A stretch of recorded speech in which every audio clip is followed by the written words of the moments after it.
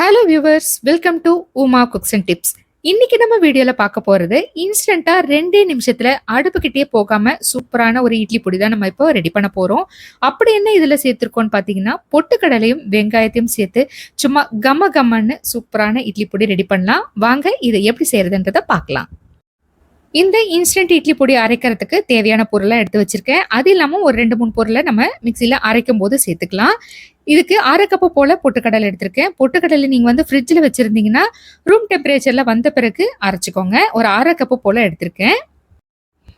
இது கூடவே சின்ன சைஸில் ஒரு வெங்காயம் எடுத்துக்கோங்க. இந்த அளவுக்கு வரணும். 1/2 கப்பு பொட்டுக்கடலைக்கு இந்த அளவுக்கு வெங்காயம் சரியாக இருக்கும். இது கூடவே 4 பல்லு போல பூண்டை தோலோடு சேர்த்துக்கோங்க. காரத்துக்கு 2 வரமிளகாய் சேர்த்துக்கோங்க. கொஞ்சமா கருவேப்பிலையை சேர்த்துக்கலாம். ஒரு துண்டு போல புளியும் சேர்த்துக்கோங்க. காரத்துக்கு வரமிளகாய் மட்டும் இல்லாம 1 டீஸ்பூன் போல தனி மிளகாய் தூளும் சேர்த்து அரைச்சுக்கோங்க. இது 2தோட டேஸ்டும் சேரும்போது ரொம்பவே நல்லா இருக்கும்.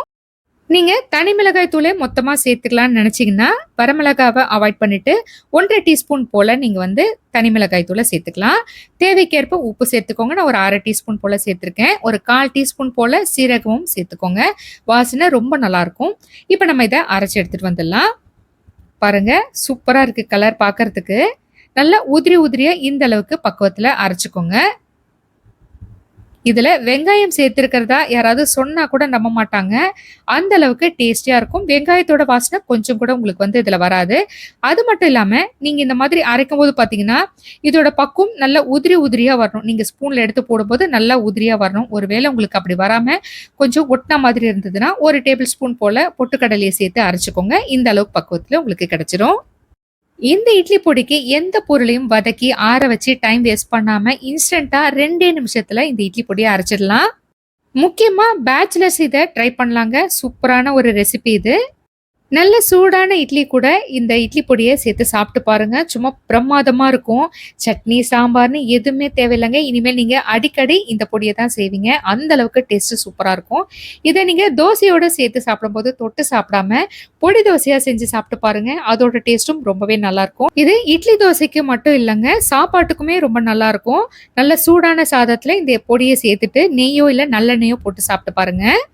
இப்போ நல்லா தோசை வந்து முறுமுறுன்னு ஆன பிறகு இந்த பொடியை வந்து நம்ம தூவிடலாம். தோசை வந்து ஒரு பக்கம் வெந்தா போதும். நீங்க இன்னொரு பக்கம் திருப்ப வேண்டாம்.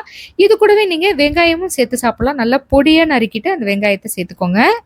சும்மா கம கமன்னு முறுமுறுன்னு தோசை வந்து ரெடி ஆயிடுச்சு.